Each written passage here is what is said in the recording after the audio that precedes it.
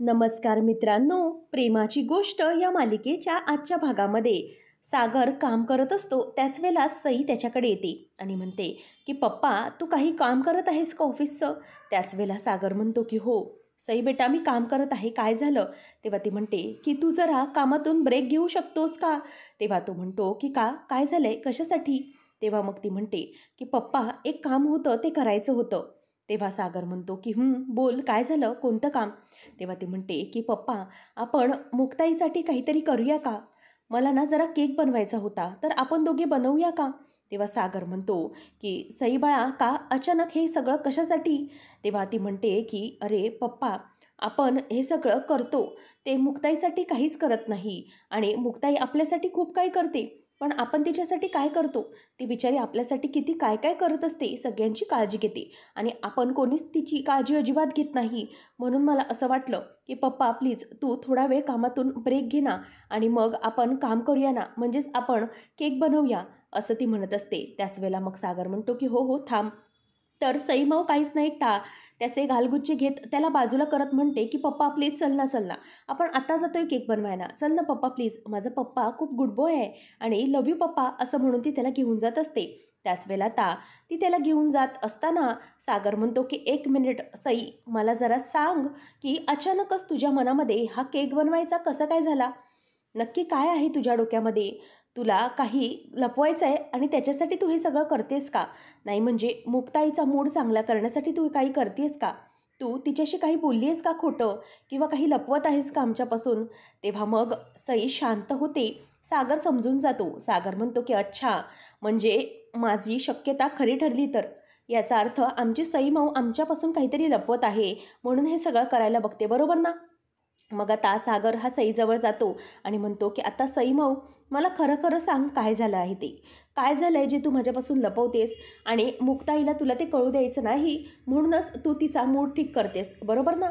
याचा अर्थ तुला ती ओरडू नये म्हणूनच. बरं, आत्ता मला सांग की काय आहे?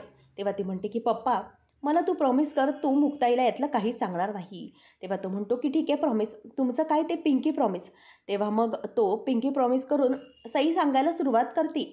ती म्हणते की पप्पा, मुक्ताईने मला कॅलेंडर मागितलं, पण ते मुद्दामच मी तिच्यापासून लपवलं, कारण त्यामध्ये टीचर्सने उद्या पॅरेंट्स मीटिंगसाठी तुम्हाला बोलवलं आहे असं लिहिलं होतं, आणि त्यांनी तुम्हाला दोघांनाही बोलवलेलं आहे. तेव्हा सागर म्हणतो की अच्छा ठीक आहे, कशासाठी बोलवलं आहे? तेव्हा ती म्हणते की पप्पा, ॲक्च्युली काय झालं, माझी फ्रेंड आहे ना, तिला एक मुलगा ना त्रास देतो. तो सारखी तिची पोनी ओढायचा, तिला चिडवायचा, तिचे रबर पेन्सिल वगैरे चोरायचा, आणि ती बिचारी काहीच बोलायची नाही. आणि मला हे सगळं पाहून पाहून खूप राग आला होता, आणि म्हणूनच मग मी त्याला मुद्दाम पायात पाय अडकवून खाली पाडलं. हे ऐकल्यावर आता सागरला हसायला येत असतं. ती म्हणते की किती वेळा त्याला सांगून पण तो ऐकला नाही, म्हणून मग शेवटी मी त्याला पाडलं, आणि मग टीचर्सने हे बघितलं, आणि मग म्हणूनच तुम्हाला त्यांनी स्कूलमध्ये बोलवले. हे ऐकल्यावर सागरला खूप हसायला येतं, आणि तो सईचे गालगुच्चे घेतच म्हणतो की सई बाळा, अरे यात काय इतकं मोठं? ठीक आहे, तू अजिबात घाबरू नकोस, हा तुझा पप्पा तुझ्या स्कूलमध्ये येईल. तेव्हा ती म्हणते की पण पप्पा, जर मुक्ताईला हे समजलं तर? तेव्हा तो म्हणतो की डोंट वरी, मी आहे ना तुझा पप्पा, मी कोणालाच काही सांगणार नाही. मी उद्या तुझ्या टीचर्सला भेटायला येतो आणि बोलतो मला जे काही बोलायचं आहे ते. आणि मी का हसलो माहिती आहे? तुझा पप्पा पण अगदी असाच होता. त्यालाही हे काही सहन व्हायचं नाही. तोही असंच मस्ती करायचा आणि कंप्लेंट यायची. तुला माहिती आहे, तुझी इंदिराजी आणि बापू तर सारखे सारखे शाळेमध्ये यायचे, सारखे सारखे माझे शिक्षक त्यांना बोलवायचे. तेव्हा ती म्हणते की ठीक आहे पप्पा, तू येशील ना? मग एक काम करते, मग आपण हा केक नको बनवायला, कशाला बनवूया हा केक, असं म्हणून ती निघून जाते. सागर तिचा हात धरतो आणि म्हणतो की ए सई बाळा, खूप हुशार आहेस तू, आणि खूप ढॅम्बीस देखील आहेस. अगं, आता मुक्ताईला पटवायचं नाही म्हटल्यावर केक बनवायला नको म्हणतेस का? डॅम्बिस, असं म्हणून तो तिला गालगुच्चे घेत असतो आणि तिला गुदगुल्या करत असतो. आणि त्यानंतर मग आता सागर हा तिला प्रेमाने जवळ करतो, आणि सई देखील तेव्हा हसायला लागलेली असते. आणि सागर म्हणतो की चला आता आपण बनवूया केक, असं म्हणून तो केक बनवण्यासाठी म्हणून पुढे जातात. त्यानंतर आपल्याला पाहायला मिळतं की सागर आणि सई दोघेजणही केक बनवत असतात. सई म्हणते की पप्पा, ही जी चेरी आहे ना, आपण अशी ठेवूया. आणि सागर जी बेस तयार झालेला असतो, स्पंजी बेसला तो चाकूच्या साह्याने व्हिपक्रीम लावून घेत असतो, आणि अगोदर गोल शेप देत असतो. तेव्हा मग सई म्हणते की पप्पा, अगदी मस्त दिसत आहे. तेव्हा मग सागर म्हणतो, आता आपण एक काम करूया, ही चेरी आहे ना अशी याच्या बाजूने लावत जाऊया, म्हणजे खूप सुंदर दिसेल. तितक्यातच तिथे मुक्ता येते आणि म्हणते की वाव, हे काय चाललंय आज, चक्क सागर पप्पा आणि सई माऊ केक बनवतात. तेव्हा मग सागर म्हणतो की हो, आज माझ्या सई बाळाची इच्छा झाली की आज आपण केक बनवूया पप्पा, म्हणून मग बापले केक बनवत आहेत. तेव्हा मग सई म्हणते की मला तरी जरा काहीतरी वेगळं लागतंय, मला काहीतरी जरा वेगळाच वास येतोय. ती सई आणि सागर दोघांचंही कान धरते आणि म्हणते की खरं खरं सांगा की तुम्ही माझ्यापासून काय लपवत आहात, असं काय केलं आहे तुम्ही, अशी काय लबाडी केली आहे जे माझ्यापासून तुम्ही लबाडी लपवण्यासाठी हा केक बनवला आहे, सांगा बरं मला लबाड डोकं. तेव्हा मग सई म्हणते की असं काहीच नाही मुक्ताई. तेव्हा मग मुक्ता म्हणते की माझी सई मुलगी आहे आणि मला चांगलंच माहिती आहे, मी पण जेव्हा आईपासून काहीतरी लपवायचं असायचं आणि काहीतरी खोडी केलेली असेल आणि तिला राग येऊ नये याच्यासाठीच मी असं काहीतरी प्रयत्न करायचे. माझ्या आईला जे आवडतं ते तिला खाऊ घालायला लागायचे आणि किचनमध्ये ते बनवायचे. म्हणूनच सई तर माझीच मुलगी आहे, मग मी जे म्हणते ते सई करणार ना. तेव्हा मग आता लगेच पुढे सागर म्हणतो की नाही, सईने असंच काही केलेलं नाही. तेव्हा सागरला ती म्हणते की बरं चला आपण त्या केकचे आणि तुमचे फोटोज काढूया. तेव्हा सई हळूच कानात बोलते की पप्पा, मला तरी वाटते की मुक्ताई ना जाम हुशार आहे आणि ती स्मार्ट आहे, ती बरोबर सगळं लक्षात ठेवते आणि तिला बरोबर कळलं आहे आपण जे काही केलं आहे ते. तेव्हा सागर म्हणतो की थांब, तू अजिबात काळजी करू नकोस, मी आहे ना तुझा पप्पा, तुझ्या मुक्ताईपेक्षा मी स्मार्ट आहे. तेव्हा मग तो म्हणतो की हे बघा सईची आई, असं काहीच नाही आहे, सईने फक्त तुम्हाला आवडतं आणि सगळ्यांना बरं वाटावं म्हणूनच हा केक तयार केला आहे आणि तुम्ही काय उगीच तिच्या बिचाऱ्या चांगल्या हेतूवर संशय घेताय, हे बरोबर नाही हा. तेव्हा मग लगेच सईला बघूनच मुक्ता म्हणते की ओके ओके ठीक आहे, माझ्या सई माऊने काहीच केलं नाही तर ठीक आहे, सॉरी. तेव्हा सागर म्हणतो की बघितलं, मी हँडल केलं ना. त्यानंतर सागर येतो आणि केक ठेवून एक स्लाइस कट करून तो मुक्ताला भरवतो आणि म्हणतो की कसा झाला आहे केक. तेव्हा मुक्ता म्हणते की वाव अमेझिंग, खरंच खूप छान झालेला आहे केक, खरंच सई माऊ आणि पप्पाने तर एक नंबर केक बनवला आहे. आणि मग आता सईला मुक्ता केक भरवते आणि सई म्हणते की हो पप्पा, खरंच खूप मस्त झाला आहे केक, टेस्टी झाला आहे. आता मुक्ता सागरला देखील केक भरवते. असे सगळेजण एकमेकांना केक भरवतात. तितक्यातच तिथे आदित्य येतो आणि म्हणतो की हे काय चाललंय, केक कोणी आणला. तेव्हा सागरला तो म्हणतो की पप्पा तुम्ही आणला का. तेव्हा मुक्ता म्हणते की आणला नाही, बनवला आहे सईने आणि पप्पाने. तेव्हा मग तो म्हणतो की मग तुम्ही मला पण बोलवायचं ना, काय यार. तेव्हा लगेच मुक्ता म्हणते की थांब, आत्ता तरी तू हा केक टेस्ट कर आणि सांग कसा झाला. तेव्हा मग तो केक खातो आणि म्हणतो की वाव पप्पा आणि सई, एक नंबरच झाला आहे केक, हा बघ सई केक खा, असं म्हणून तो तिला केक भरवतो. सगळे केक खात असतात. तेव्हा मुक्ता म्हणते की आत्ता आपल्याकडे कोणाचाही बर्थडे असेल ना तर पप्पा आणि सई माऊच केक बनवणार, आपण बाहेरून केक आणायचाच नाही. त्याच वेळेला मग आता लगेच सगळेजण केक खात असतात आणि खूपच दंगे करत असतात आणि एकमेकांच्या नाकावर सगळ्यांनी क्रीम लावलेली असते. आणि मुक्ता म्हणते की वाव, खरंच खूप मजा आली ना. आणि मुक्ता म्हणते की असेच थांबा, आपण आता चौघांचाही छानसा फोटो घेऊया. आणि मग ती त्यांचा सेल्फी घेते आणि सागर आता आदित्यला केक भरवत असतो. सगळ्यांनाही तो केक खूपच आवडतो. तेव्हा मग सई म्हणते की चला आता हात धुवून घ्या आणि बिग ब्रदर, आपल्या सईने ब्रश केलं की नाही तुला लक्ष ठेवायचं आहे हा. तेव्हा आदित्य हो असं म्हणतो आणि निघून जातो. त्यानंतर मुक्ता आता सागरला म्हणते की बरं सागर ऐका ना, या केकमधला छोटासा पीस आहे ना तो जरा बाजूला ठेवाल का. तेव्हा सागर म्हणतो की इतका आवडला आहे का तुम्हाला केक. तेव्हा ती म्हणते की हो प्रचंड आवडला आहे, खूप टेस्टी झाला आहे, पण मी हा केक आशूला उद्या भेटणार आहे ना तर त्याला देते. आणि कसं आहे ना, त्यालाही हा फ्लेवरचा केक खूप आवडतो आणि घरगुती आहे म्हटल्यावर तर त्याला खूपच आवडेल. असं म्हणून ती म्हणते की चला सागर मी जाते आणि तेवढं तोंड धुवून घ्या, असं म्हणून ती निघून जाते. तितक्यातच सागर विचार करतो की हा कोण आहे आशू, इतकं याच्याबद्दल बोलतायत, याचं जरा काहीतरी बघितलं पाहिजे. त्याच वेळेला आता मुक्ता ही तिच्या रूममध्ये फ्रेश होऊन चेहरा धुवून येते. तेवढ्यातच सावनी येते आणि नॉक करते. तेव्हा हे ऐकून लगेच मुक्ता म्हणते की बापरे, नॉक वगैरे करता, या या या आतमध्ये, काय झालं आहे. तेव्हा मग ती म्हणते की हे बघ सईचं कॅलेंडर स्कूलचं. तेव्हा ती म्हणते की हे तुमच्याकडे. तेव्हा मग सावनी म्हणते की अगं ॲक्च्युली सई हे कॅलेंडर तुझ्यापासून लपवत होती. मुक्ता आता ते हातात घेते आणि बघू लागते. सावनी म्हणते की सईला भीती वाटत होती तुझी, खरं तर सईने तुझ्यापासून ही गोष्ट लपवायची म्हणून हे सगळं केले. तू म्हणतेस ना की सईचे तुझ्यावर संस्कार आहेत किंवा सई तुझ्यासारखी आहे, ती कधी तुझ्याशी खोटं बोलू शकत नाही, हे सगळं खरं तर खूप चुकीचं आहे. बघ याच्यामध्ये काय आहे ते, सईला काय रिमार्क मिळाला आहे ते तिला पॅरेंट्सला बोलवलेलं आहे स्कूलमध्ये. तिने काहीतरी केलं आहे म्हणून पॅरेंट्सने म्हणजेच तुला आणि सागरला बोलवलेलं आहे. खरं तर इतकं सगळं तिला तुझ्यापासून लपवायचं होतं म्हणूनच ती खोटं बोलली. पण सई तुझ्याशी कुठं का बोलू शकली असेल बरं? तुझा तर पूर्ण विश्वास आहे ना. तू तर म्हणतेस ना की तू कधीच चुकू शकत नाहीस. मग तू कशी काय चुकलीस? तेव्हा मग मुक्ता म्हणते की तुम्हाला काय सांगायचं आहे यातून? तेव्हा सावनी म्हणते की मला तुला हेच सांगायचं आहे की तू आई आहेस पण तू पण चुकू शकतेस. असं नाही आहे तू चुकू शकत नाहीस. तुला जे काही वाटतं ना की तू चुकत नाहीस किंवा सई तुझ्यापासून काहीच लपवू शकत नाही, तिच्यावर तुझे संस्कार आहेत, तर ते सगळं खोटं आहे. खरं तर हे आहे की सईच्या बाबतीत तू चुकली आहेस आणि सई देखील चुकली आहे. तेच मला तुला सांगायचे आहे. तेव्हा मग मुक्ता म्हणते की हे बघा सावनी, कसं आहे ना, मी नक्कीच चुकू शकते आणि मी पण हाडामासाचा माणूस आहे. माझ्याही हातून चुका होऊ शकतात. पण सई मला माहीत आहे, माझ्या मुलीला मी चांगलं ओळखते. म्हणूनच उद्या स्कूलला जायच्या आत माझी सई मला सगळं खरं सांगेल. तेव्हा मग सावनी म्हणते की सांगायचं असतं तर कालच सांगितलं असतं ना. उद्याचा काही मुहूर्त आहे का? तेव्हा ती म्हणते मुहूर्त वगैरे मला माहीत नाही. पण इतकं मला कळलं आहे की माझी सई माझ्यापासून काही लपवून ठेवणार नाही. मला माझ्या सईवर डोळे झाकून विश्वास आहे की ती मला सगळं खरं येऊन सांगणार. तेव्हा सावनी म्हणते की बघूयाच आपण, कोण जिंकते ते बघूया, चॅलेंज. तेव्हा ती म्हणते की तुम्ही बघा, मला तर पूर्णपणे खात्री आहे की माझी सई मला सगळं काही खरं येऊन सांगेलच.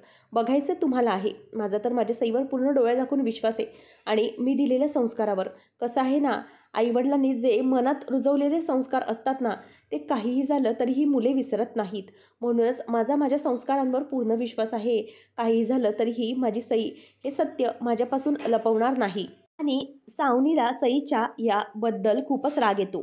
दुसऱ्या दिवशी सकाळी मुक्ता किचनमध्ये नाश्ता बनवत असताना सई मागूनच बघते आणि विचार करत असते की मी मुक्ताईपासून उगीचच सगळं काही लपवलं का? मी मुक्ताईला सगळं काही सांगायला हवं होतं का? असं म्हणून ती आता मुक्ताजवळ येते आणि मुक्ताला ती म्हणते की मुक्ताई, मला जरा तुझ्याशी बोलायचं होतं. मी तुझ्यापासून एक गोष्ट लपवून ठेवली होती. तेव्हा मुक्ता म्हणते की कोणती गं सई बाळा, काय झालंय?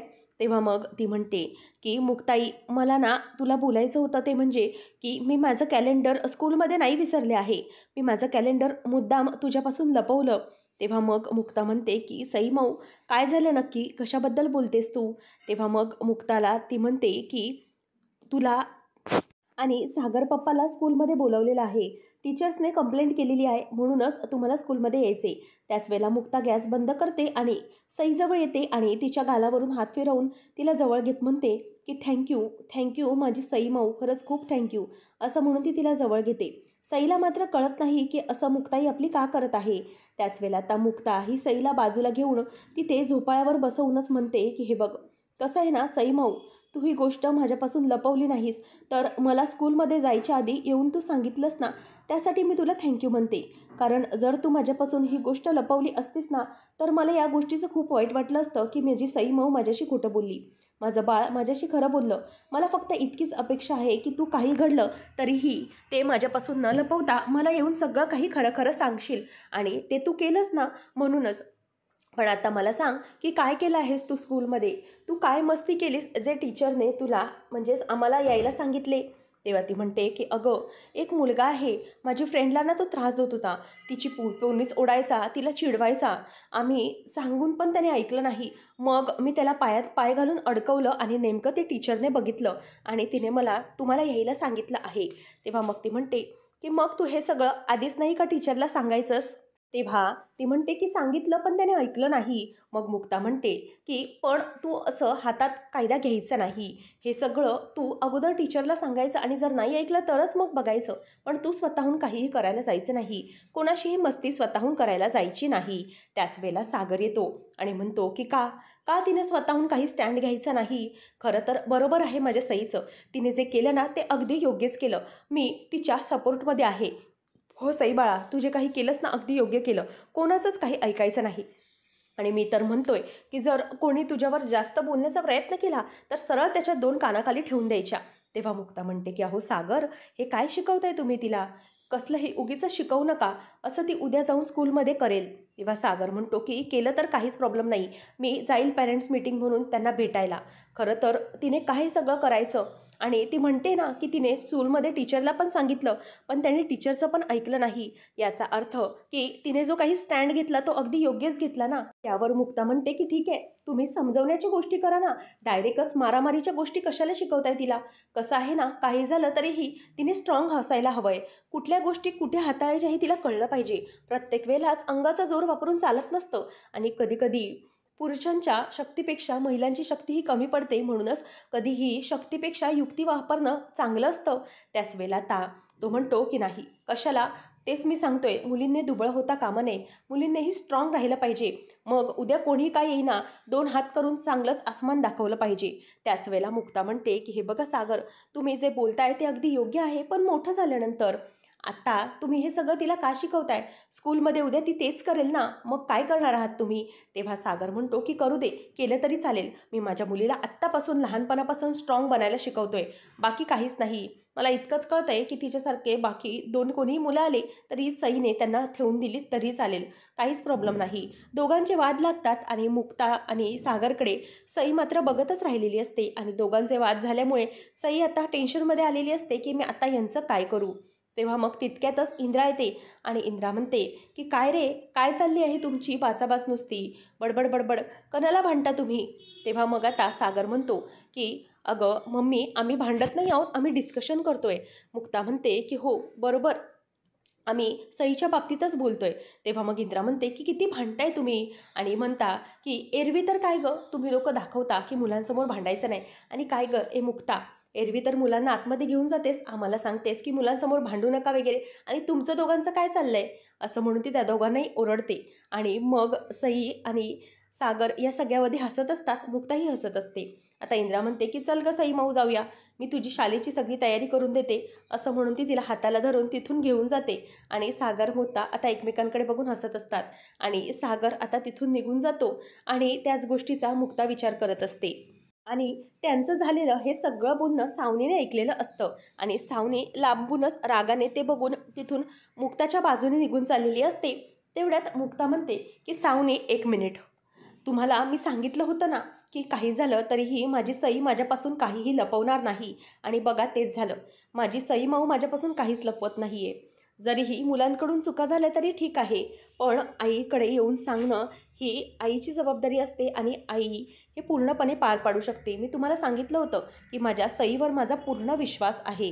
माझी मुलगी कधी चुकीचं पाऊल उचलू शकत नाही, तिच्यावर माझेच संस्कार आहेत, असं मी तुम्हाला सांगितलं होतंच आणि तेच घडलं बघा. असं म्हणून आता मुक्ताला सावनी रागाने बघत असते आणि हे चॅलेंज देखील मुक्ता जिंकली म्हणून तिला चीड आलेली असते. तर आता पुढच्या भागामध्ये आपण पाहणार आहोत की आरती ही बिल्डिंगच्या खाली आलेली असते. तेव्हा मग तिला लकी म्हणतो की अगं तू इथे कशाला आलीस, कोणी बघितले तर प्रॉब्लेम होईल ना. तेव्हा आरती म्हणते की तुला कळतंय का काय झालंय माझं, तुला काहीच कळत नाही आहे. अरे लकी, मी प्रेग्नेंट आहे, प्रेग्नेंट. हे ऐकल्यानंतर मात्र लकीला खूपच मोठा धक्का बसतो आणि त्यानंतर हे सगळं बोलणं आता सावनीने ऐकून घेतलेलं असतं. मग आता ती म्हणते की आता या सगळ्याचं काय करायचं आहे, मला खूपच भीती वाटत आहे, आणि जर हे सगळं कोणाला कळलं तर काय करणार आहोत आपण.